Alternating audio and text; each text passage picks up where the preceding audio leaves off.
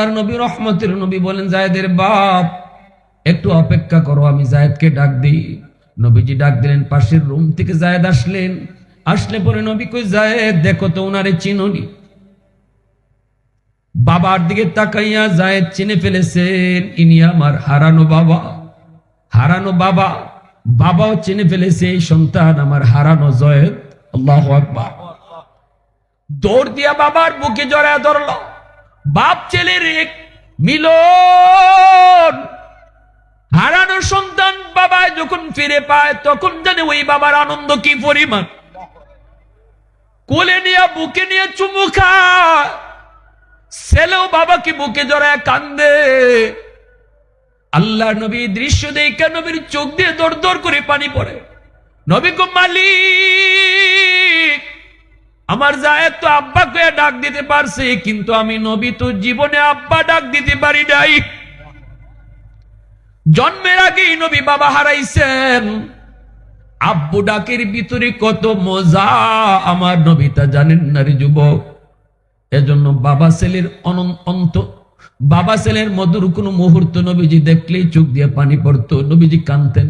আজ যদি আমার আব্বা দুনিয়ায় থাকতো, আমাকেও তো এইভাবে বাবা মায়া করতো, আদর করতো। কারণ সন্তান যত বড়ই হোক না কেন, বাপ মার কাছে কোনো দিন সন্তান বড় হয় না। আল্লাহ নবী এবার কই, জায়েদ তোমার আব্বা এসেছে তোমাকে নিয়ে যাওয়ার জন্য। জায়েদ আমি কোনো বদলা নিব না, আমি কোনো বিনিময় নিব না। তুমি যদি তোমার আব্বার সাথে তোমার আম্মার কাছে যেতে চাও যেতে পারো, নির্দ্বিধায় যেতে পারো। আমি নবী তোমাকে অনুমতি দিলাম, তুমি চলে যাও। তোমার আম্মা অসুস্থ হয়ে পড়েছেন, বিছানায় পড়ে পড়ে শুধু জায়েদ জায়েদ করে কান্দে। যাও জায়েদ, তুমি যদি যেতে চাও আমি রাসূল তোমাকে দিয়ে দেব।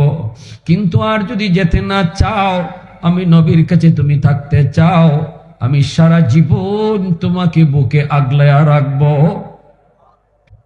এই দুইটা অপশন যখন মায়ের নবী জায়েদকে দিলেন, জায়েদ তখনই মাথাটা নিচের দিকে দিয়া দিছেন। এখন সিদ্ধান্ত দিবেন কি, বাপ মার কাছে যাবেন নাকি নবীর কাছে থাকবেন।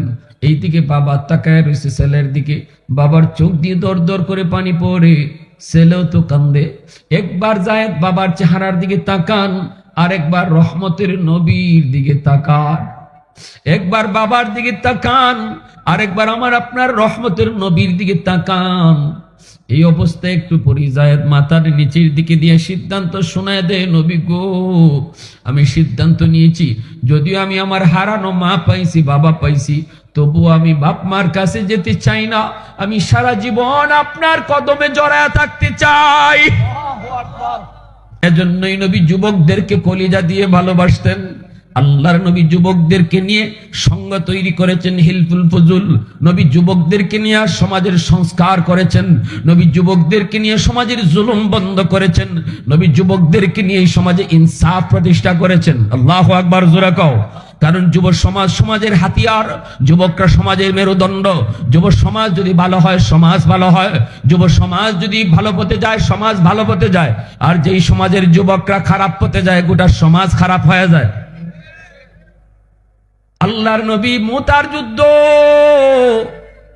দ্বীনের নবী মায়ার নবী রোম সম্রাটের কাছে চিঠি পাঠান, কালেমার দাওয়াত দিয়ে চিঠি পাঠান। রোম সম্রাট নবীর সাহাবী হযরত হারিস ইবনে উমাইর রাদিয়াল্লাহু তাআলা আনহুকে নির্মম ভাবে শহীদ করে ফেলল। হাত পা অঙ্গগুলা কেটে দিল। দ্বীনের নবী মায়ার নবী বড় কষ্ট পেলেন, কারণ আল্লাহর নবী তিনি এটা মেনে নিতে পারলেন না। মানার তো কথাও না, কারণ দূতের কোনো অপরাধ নাই, দূতের কোনো অন্যায় নাই। অন্যায় থাকলে যে পাঠাইছে তার। সত্যিকার অর্থে আন্তর্জাতিক আইনও দূত হত্যা করা আন্তর্জাতিক নীতিমালায় দণ্ডনীয় অপরাধ, কারণ দূতের কোনো দোষ নাই। জজ পিয়ন পাঠাইছে আপনার ঘরে যে নোটিশ টানিয়ে দেওয়ার জন্য। কি নোটিশ? আগামীকাল জজ সাহেব আপনাকে তলব করেছে, পিয়ন গিয়ে আপনার ঘরে নোটিশ টানায় দিছে। এটা তো পিয়নের কোনো দোষ না। আওয়াজ দেয়া ঠিক কিনা? এটা পিয়নের কোনো দোষ না। পিয়ন তো ডিউটি আদায় করেছে মাত্র। দোষ যদি করে জজ সাহেব করছে, আপনি জজ সাহেব রেগে জিগান, ঠিক কিনা? যেরকম যে আমারে আপনি কেন তলব করলেন, কেন আপনারে ডাকলেন, কেন আপনি আমারে ডাকলেন, এটা জজ সাহেব রেগে আপনি জিজ্ঞেস করেন। পিয়নের তো কোনো দোষ নাই। আমার নবী দয়ার নবী হারিস ইবনে উমাইর রাদিয়াল্লাহু তাআলা আনহুকে নবী পাঠাইছেন কালেমার দাওয়াত দিয়া। তিনি কালেমার চিঠি নিয়ে রোম সম্রাটের কাছে যায় হাজির হলেন। সম্রাট চিঠিটা পেয়ে খেপে গেল, আমার নবীর চিঠি পেয়ে খেপে গেল। নবীজির সাহাবী হারিস ইবনে উমাইর রাদিয়াল্লাহু তাআলা আনহুকে গ্রেফতার করে ফেললো। শুধু গ্রেফতার করেই শেষ করলো না, ওনাকে নির্মম ভাবে শহীদ করে ফেললো। হাত পা অঙ্গগুলা সব কেটে দিল। এই খবর যখন মায়ের নবীর কাছে পৌঁছলো, আল্লাহ নবী সেটা বরদাস্ত করতে পারলেন না। নবী সব সইতে পারেন, কিন্তু জুলুম নবী সইতে পারেন না। এ মুসলমান, এটা মুসলমানের বৈশিষ্ট্য। সব সওয়া যায়, কিন্তু জুলুম আল্লাহ বরদাস্ত করে না, রসুলও বরদাস্ত করেন না, মুসলমানেও জুলুম বরদাস্ত করতে পারে না, ঠিক কিনা? আল্লাহর নবী খেপে গেলেন, নবীজির চেহারা লাল হয়ে গেছে। নবীজি সাহাবায়ে কেরামকে তড়িৎ গতিতে ডাকলেন, ইমার্জেন্সি মিটিং। রসুল বলেন, আমার হারেসের হত্যার বদলা নিতে হবে। আমার দয়ার নবী, রহমতের নবী সহজে গরম হন না। রসুলকে তায়েফে রক্ত ঝরাইয়া দিল, এরপরেও তো নবীজি গরম হন নাই। বলেছেন, আল্লাহুম্মা হদি কওমি ফাইন্নাহুম লা ইয়ালামুন। আল্লাহ আমার কওম বুঝে না, মাইরো না, হেদায়েত দাও। সুবহানাল্লাহ। নিজের শরীরে রক্ত ঝরে, পোশাকগুলা রক্তে আটকে গেছে, জুতা মুবারক পায়ে আটকে গেছে রক্তের কারণে। সেই রসুল কয় আল্লাহ মাইরো না, বুঝে না, কিন্তু জুলুম করছে এখানে। রসুল কয় আমার হারেসের কি দোষ ছিল? চিঠি পাঠাইছে আমি, ওর যদি কিছু করার থাকে আমার সাথে করত, আমার হারেসকে কেন হত্যা করলো? বদলা নিতে হবে। রসুল জরুরি মিটিং এ বসে গেলেন। আর রসুল বলেন, চলো, আমি 4000 মুজাহিদ কমিটি গঠন করলাম, 3 জন সেনাপতি হবে। রসুল 3 জন সেনাপতির নাম ঘোষণা করেন। আল্লাহ রসুল বলেন, আজকের যুদ্ধ হবে ইসলামের ইতিহাসের এক ঐতিহাসিক যুদ্ধ। রোম সম্রাটের পক্ষে থাকবে 2 লক্ষ দুশমন, আর 2 লক্ষের মোকাবেলায় আমি আমার 4000 মুজাহিদ পাঠাইতেছি। আল্লাহু আকবার, জোরে বলেন। 2 লক্ষের মোকাবেলায় 4000, হিসাবে মিলে না। আল্লাহ নবী বুঝাইছেন, মুসলমান শক্তি বলে যুদ্ধ করে না, সৈন্য সংখ্যার উপর যুদ্ধ করে না। মুসলমানের যুদ্ধের মূল পুঁজি হলো আল্লাহর মদদ, আল্লাহর সাহায্য, ঠিক কিনা? প্যারে হাজিরিন, আমরাও তো দেখেছি আলহামদুলিল্লাহ,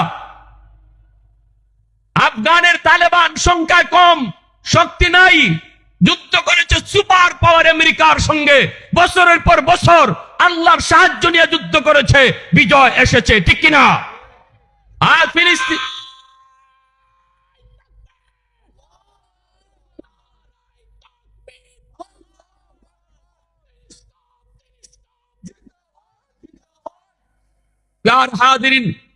ফিলিস্তিনে হামাস এতদিন যাবত যুদ্ধ করেছে জালেম ইসরায়েলের সাথে।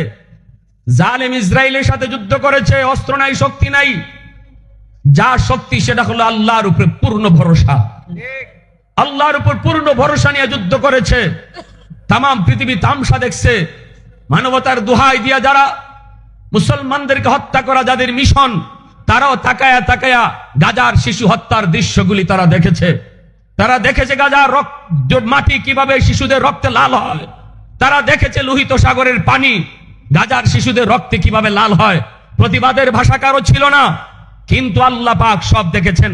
আল্লাহ ধরেন ধরেন, একটু সময় নিয়ে ধরেন। আল্লাহ ছাড় দেন, কিন্তু ছেড়ে দেন না, ঠিক কিনা? আল্লাহ আমাদের ইমানি পরীক্ষা নেন, পরীক্ষা নিয়েছেন। আলহামদুলিল্লাহ, হামাস যে বিষয় নিয়ে যুদ্ধ করেছে, হামাস আল্লাহর উপর যে ভরসা নিয়ে যুদ্ধ করেছে, বিজয় তাদেরই হয়েছে। বলেন আলহামদুলিল্লাহ, আরো জোরে আলহামদুলিল্লাহ। তাম পৃথিবীর সমস্ত সুপার পাওয়ার হামাসের বিরুদ্ধে ছিল, কিন্তু বিজয় তো হামাসেরই হলো। তাহলে বোঝা গেল আল্লাহ যার সাথে থাকে তার বিজয় নিশ্চিত, ঠিক কিনা? আমাদের একটাই সমস্যা, আমরা আল্লাহকে সাথে রাখতে জানি না। আমরা যুদ্ধ করার আগেই, মাঠে নামবার আগেই বলি, আমার পাশে কে আছে দেখো, দেখো ভারত আছে কিনা, দেখো রাশিয়া আছে কিনা, দেখো আমেরিকার লগে আছে কিনা, দেখো চীন আমার লগে আছে কিনা। আল্লাহ নারাজ হয়ে যায়। আল্লাহকে, মুসলমান তোর কথা এটা হওয়ার ছিল না, তোর কথা হওয়ার ছিল দেখো আমার সাথে আল্লাহ আছে কিনা। আমেরিকা তোর বন্ধু নয়, রাশিয়া তোর বন্ধু নয়, ভারত তোর বন্ধু নয়, চীন মুসলমানের বন্ধু নয়। মুসলমানের মূল বন্ধু হলো, প্রকৃত আপন বন্ধু হলেন আল্লাহ। এই কথাটাই আমরা ভুলে গেছি। যার কারণে আমাদের কপালে লাঞ্ছনা আর গঞ্চনা। প্রিয় হাজিরিন, আল্লাহ রাসূল সাল্লাল্লাহু আলাইহি ওয়াসাল্লাম জ্বালাময়ী ভাষণ দিলেন। মুসলমানের বিজয় কোন পথে? মুসলমানের বিজয় সংখ্যার উপরে নয়, শক্তির উপরে নয়, মুসলমানের বিজয় আল্লাহর উপর। যাও, আমি রাসূল দোয়া করে দিলাম, যাও। আল্লাহ রাসূল মদিনার মসজিদে মিম্বরে বসে গেলেন, সাহাবায়ে কেরামদেরকে নবী ভাষণ দিলেন। এই ভাষণে রাসূল বলেন, আজকের যুদ্ধের প্রথম সেনাপতি হবে আমার কলিজার টুকরা সন্তান, পালক পুত্র যায়েদ ইবনে হারেসা।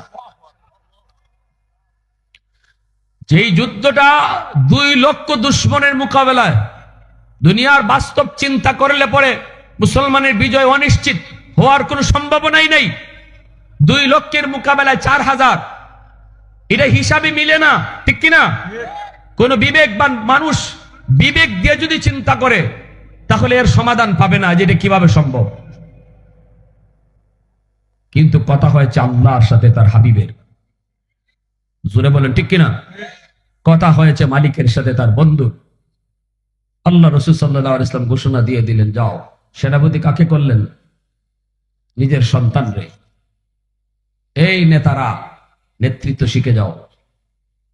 তোমার ফুলারে লন্ডন ফরাও, তোমার ফুলারে কানাডা ফরাও, আর গরিবের ফুলাটার হাতে পিস্তল দিয়ে রাস্তায় মার্ডার করাও।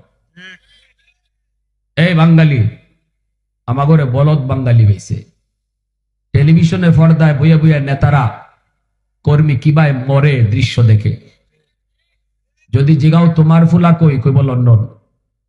হের ফুলা খুব নিরাপদে আছে, নেতার ফুলা নিরাপদে আছে, আর আমার আপনার ফুলা ফান্ডে রাস্তায় মারি খাওয়াইতেছে। নেতৃত্ব আমার রাসূল শিখাইয়া গেছেন। সত্যিকারের নেতা যদি তুমি হও তাহলে তোমার ফুলারে রাস্তার আগে নামাও। আমার রাসূল বলে, আজকের যুদ্ধের প্রথম সেনাপতি আমার ছেলে। আল্লাহু আকবার, জোরে বলেন। রাসূল বলে, আজকের যুদ্ধের প্রথম সেনাপতি আমার ছেলে, টাটকা যুবক। একটু খেয়াল করে দেখো ইসলামে যুবকদের অবদান। টাটকা যুবক যায়েদ ইবনে হারেসা। আল্লাহ রাসূল এটা বলেই শেষ দিলেন না। রাসূল বলেন, আজকের যুদ্ধে আমার সন্তান যায়েদ যদি শহীদ হয়, সেনাপতি হবে জাফর ইবনে আবি তালিব। রাসূল যেই কইছেন যায়েদ যদি শহীদ হয়, তাহলে যায়েদের সাথে রাসূল শহীদ শব্দ লাগাই দিয়েছেন। মদিনার মসজিদের সমস্ত সাহাবায়ে কেরামের পশম খাড়ায় গেছে। সবাই বুঝে গেছেন যে এই যুদ্ধে নবীর সন্তান শহীদ হয়ে যাবে, কারণ আমার রাসূল নামের সাথে শহীদ লাগাই লিছেন। ইশারা আসমান থেকে। দ্বিতীয় সেনাপতি কাকে করলেন? আপন চাচাতো ভাইকে। একটু নেতা কারে কয় শিখে যাও। বাঙালি নেতারা নেতৃত্ব শিখো, নেতার আদর্শ শিখো। প্রকৃত নেতা কাকে বলে বুঝে যাও। প্রথম সেনাপতি সন্তান, দ্বিতীয় সেনাপতি আপন চাচাতো ভাই জাফর ইবনে আবি তালিব, আলী রাদিয়াল্লাহু তাআলা আনহুর ভাই, নবীর চাচা আবু তালিবের সন্তান। এই দ্বিতীয় সেনাপতি জাফর ইবনে আবি তালিব ঘোষণা দেওয়ার পরে আল্লাহ রাসূল কয়, আমার জাফর যদি শহীদ হয়, সেনাপতি হবে আব্দুল্লাহ ইবনে রাওয়াহা।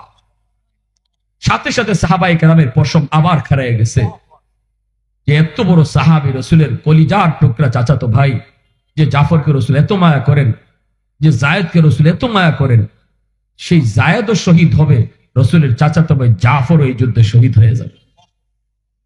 শহীদ শব্দ লাগাই দিয়েছেন। এরপরে আল্লাহ রাসূল কয়, এখানেই শেষ না। রাসূল বলে, আব্দুল্লাহ ইবনে রাওয়াহা যদি শহীদ হয়। এখানের সাহাবীরা বুঝছেন আব্দুল্লাহ ইবনে রাওয়াহা তৃতীয় সেনাপতি, যাকে রাসূল নাম ঘোষণা করেন, ইনিও এই যুদ্ধে শহীদ হয়ে যাবেন। চতুর্থ সেনাপতির নাম রাসূল কোন নাই। রাসূল বলছেন, চতুর্থ সেনাপতি মুজাহিদরা, যুদ্ধের ময়দানে মুজাহিদরা নিজেরা বৈশেই একজনকে বানাবে। রাসূল বলেন, আমি তারে চিনি, নাম বলবো না, কিন্তু তার উপাধি জানি, সে আল্লাহর তলোয়ার। আল্লাহু আকবার। যার উপাধি হলো সাইফুল্লাহ। আল্লাহু আকবার। এই চতুর্থ সেনাপতির হাতে ইসলামের বিজয় আসবে। এই চতুর্থ সেনাপতির হাতে এই যুদ্ধের বিজয় আসবে। রাসূল এই ঘোষণা দিয়া পাঠিয়ে দিয়েছেন, যাও, যার যার বাড়ি থেকে বিদায় নিয়ে আসো। আল্লাহ রাসূল বিদায়ের কথা বলতেছেন। রাসূল সন্তানকে বলেন, যায়েদ যাও, বিদায় নিয়ে আসো। যায়েদ কার কাছ থেকে বিদায় নিবে? মক্কায় তো যায়েদের কেউ নাই, মদিনায় তো যায়েদের কেউ নাই।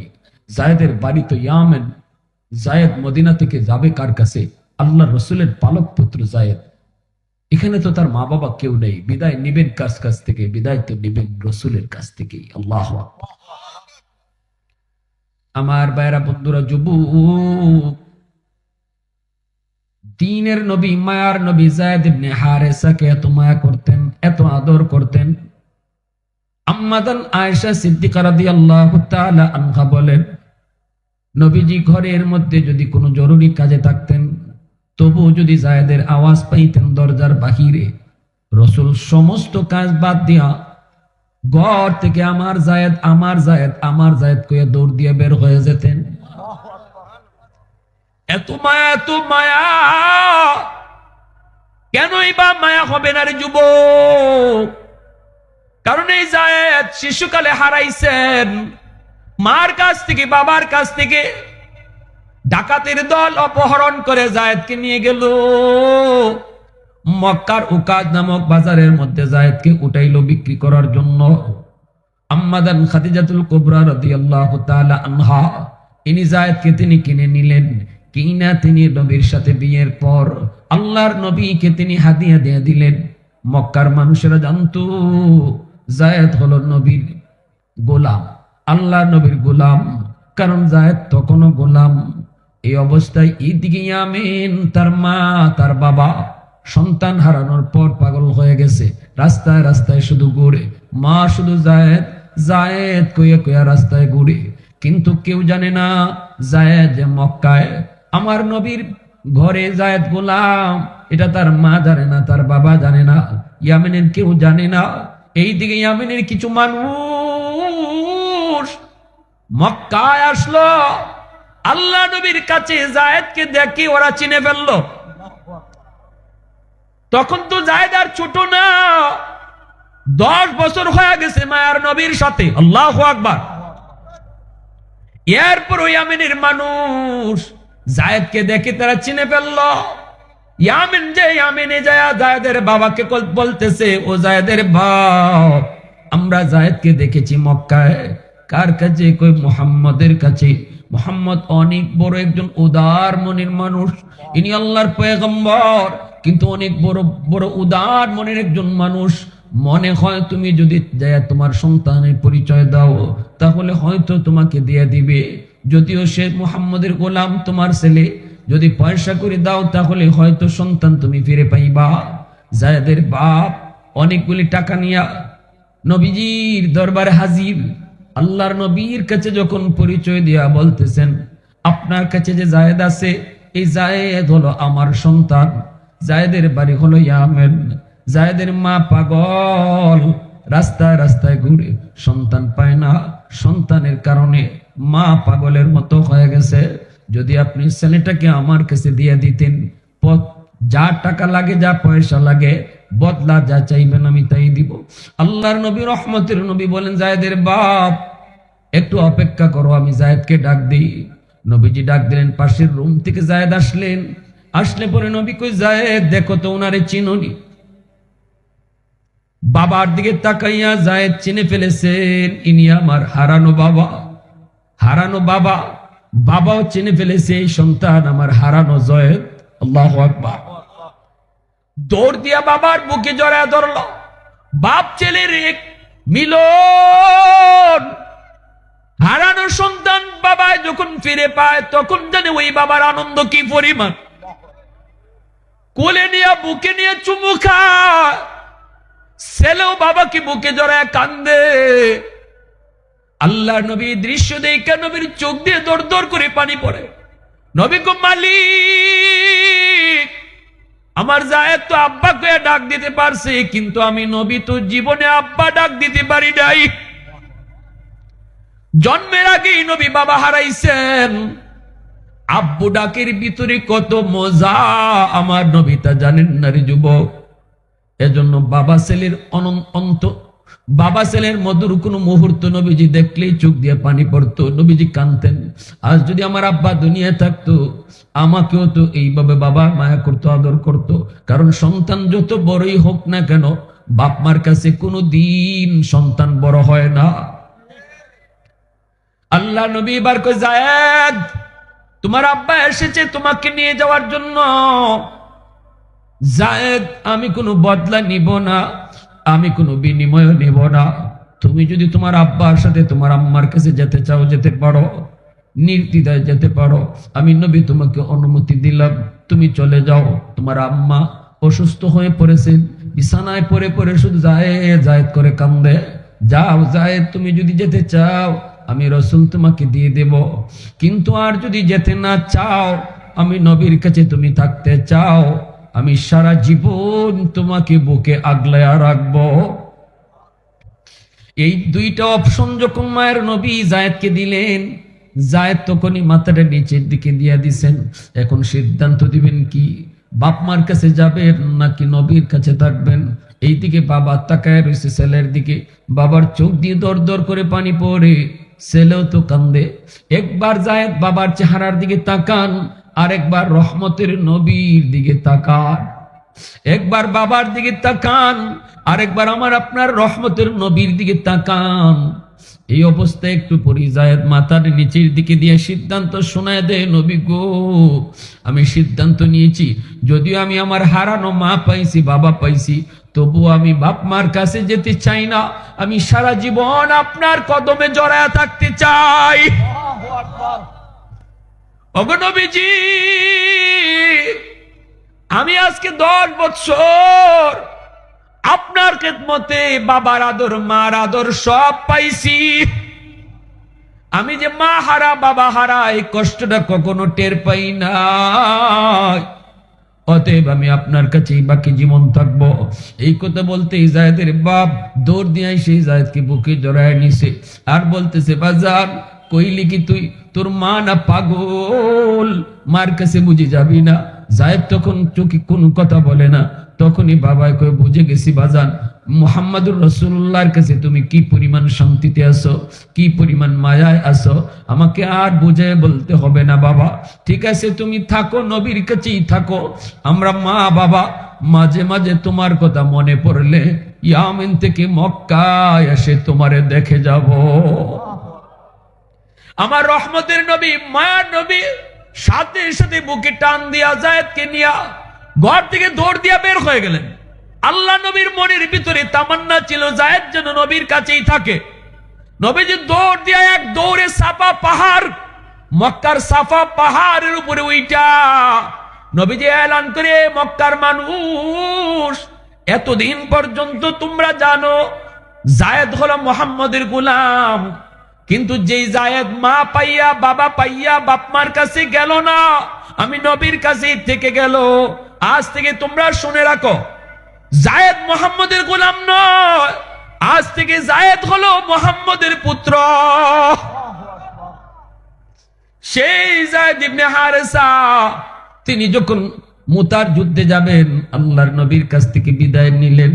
10 বছরের একটা বালক ছিল যায়েদ ইবনে হারেসা, নাম হলো উসামা। উসামার কাছ থেকে বাবা বিদায় নিতেছে, বাবা উসামা বিদায় দাও, জান্নাতে আল্লাহর তোমার আমার দেখা করাবে। বাজান আব্বু যাই, যুদ্ধে যাই, হয়তো এই যুদ্ধ থেকে বাবা ফিরত আসবো না।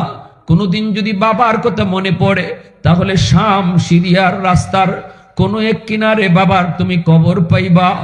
যদি রাস্তার কিনারে বাবার কবর পাও, বাবার কবরটা পাইলে একটু সালাম দিও। আল্লাহু আকবার, জোরে কও। এই বইলা উসামার চোখের পানি মুইসা যায়েদ যুদ্ধের ময়দানে রণাঙ্গনে তিনি রওনা দিয়ে দিলেন। এইদিকে জাফর ইবনে আবি তালিব ইনি গেলেন বিদায় আনার জন্য। ঘরের ভিতরে যেয়ে দেখেন বিবি সাহেব কোরআন তেলাওয়াত করতেছে, আর 2টা অবুজ বাচ্চা মার পাশে বসে বসে কোরআন তেলাওয়াত শুনতেছে। জাফর ইবনে আবি তালিব ঘরের ভিতরে ঢুইকা সালাম দিয়া বলতেছে, বিবি গো, অল্প সময়ের জন্য একটু কোরআন তেলাওয়াত তুমি বন্ধ করো। বিবি কোরআন তেলাওয়াত বন্ধ করলে পরে জাফর বলতেছে, বিবি একটু অনুমতি দাও, আমার নবী আজকের যুদ্ধে আমাকে 2য় সেনাপতি ঘোষণা করেছেন, আমি এখনই যুদ্ধে যাব, বিদায় দাও, বিদায় দাও। এই কথা বলতেই বিবি সাহেব কই, স্বামী গো, আমি একটু মুনাজাত করি, আপনি আমার সাথে আমিন বললেন। কারণ আমি আমার নবীর জবানে শুনেছি, যুদ্ধে যাবার আগে যদি মুনাজাত করা হয়, এই মুনাজাত আল্লাহর দরবারে কবুল হয়। দুইটা অবুঝ বাচ্চা মার সাথে বাবার সাথে হাত উঠায় দিল। মা বাবা ঘরের ভিতরে যা আমল করে সন্তানও সেই আমল শিখে। মা যদি ঘরে নামাজ পড়ে সন্তান নামাজি হয়, বাবা যদি ঘরে নামাজ পড়ে সন্তান নামাজি হয়, মা যদি ঘরের ভিতরে পর্দা করে সন্তান শিশুকাল থেকে পর্দা শিখে যায়। এ যুবক, মা বাবার সাথে দুইটা অবুঝ বাচ্চা হাত উঠায় দিল। এইবার মা দোয়া করে আর বাবায় আমিন কয়, সাথে সাথে দুটা বাচ্চাও আমিন কয়। মা কয়, মালিক এই যুদ্ধে তুমি মুসলমানদেরকে বিজয় দিও। আল্লাহু আকবার। জাফর ইবনে আবি তালিব কয় আমিন। দ্বিতীয় দোয়াটা করছে, আল্লাহ এই যুদ্ধে তুমি মুসলমানদের শক্তি সাহস তুমি বাড়ায় দিও। জাফর কয় আমিন। তৃতীয় দোয়াটা বিবি করতেছে, আল্লাহ আমার দুইটা অবুঝ বাচ্চা এখনো বুঝে না, আল্লাহ আমার স্বামীরে তুমি জীবিত গাজী বানায় ফেরত দিও। আমার দুইটা অবুঝ বাচ্চার মুখের দিকে তাকাইয়া আল্লাহ আমার স্বামীর যুদ্ধের ময়দান থেকে তুমি জীবিত গাজী বানায় ফেরত দিও। এই কথাটা বলতেই জাফর আর আমিন বললেন না। আমিন আর বলেন নাই, তলোয়ারের বাট দিয়া বিবির হাতটা আস্তে করে নামায় দিলেন। নামায় কই, বিবি এমন দোয়া কইরো না, কারণ আমার নামের সাথে রসুল শহীদ শব্দ লাগায় দিছে। ওগো বিবি, এই যুদ্ধ থেকে আমি জীবিত ফেরত আসবো না। আমি চাইছিলাম না এই কথাটা তোমারে কইমু, কিন্তু বিবি কই তোমার এই দোয়াটা কবুল হবে না। কিয়ামতের ময়দানে জান্নাতে তোমার সাথে আমার সন্তানের সাথে সাক্ষাৎ হবে। আব্দুল্লাহ ইবনে রাওয়াহা মাত্র বিয়ে করেছেন, বাসর করে এখনো ঢুকেন নাই। এ যুবক, ওই মুসলিম যুবক সাহাবীদের সেই অবদানের কারণে জাফরের ওই দুইটা অবুঝ বাচ্চার কুরবানি চোখের সামনে বাবা জিহাদে যায়। এই কুরবানির কারণে আজ পর্যন্ত আমরা ইসলাম পাইছি। ঠিক কি না জোরে কও? আজও পর্যন্ত জমিনে ইসলাম টিকে আছে যুবকদের অবদানের কারণে। আব্দুল্লাহ ইবনে রাওয়াহা মাত্র তিনি বিয়ে করেছেন, এখনো বাসর ঘরে ঢুকেন নাই, বিবিরে দেখেন নাই। ওই অবস্থায় খবর গেছে নবী তোমারে মদিনার মসজিদে ডাকে। বিবির চেহারা আর দেখেন নাই। এই কথা কন্যা একবার বউরে দেখতে যাই, নতুন বউর চেহারাটা দেখি। গেলেন সোজা মদিনা, মসজিদে ঢুকতেই শুনতেছেন নবী কয়, আমার আব্দুল্লাহ আজকের যুদ্ধের তৃতীয় সেনাপতি। এরপরে শুনতেছেন নবী কয়, আমার আব্দুল্লাহ যদি শহীদ হয়ে যায় সেনাপতি হবে চতুর্থ একজন। আব্দুল্লাহ বুঝে গেছে এই যুদ্ধই তার জীবনের শেষ যুদ্ধ। নতুন বিয়ে করেছি, বিবির চেহারা দেখা হয় নাই। আল্লাহর নবী কয়, আব্দুল্লাহ যাও, নতুন বউয়ের কাছ থেকে বিদায় নিয়ে আসো।